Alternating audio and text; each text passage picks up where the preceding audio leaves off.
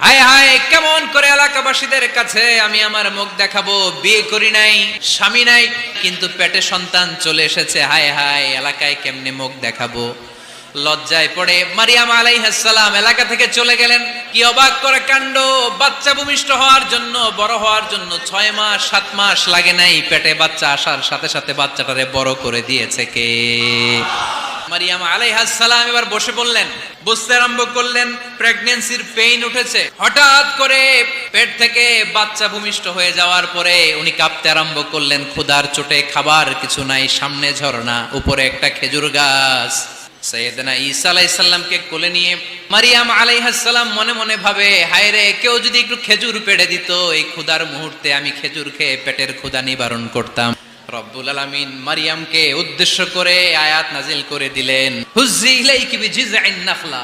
এর মানে হচ্ছে মারিয়াম কেউ পেড়ে দিবে না, একটু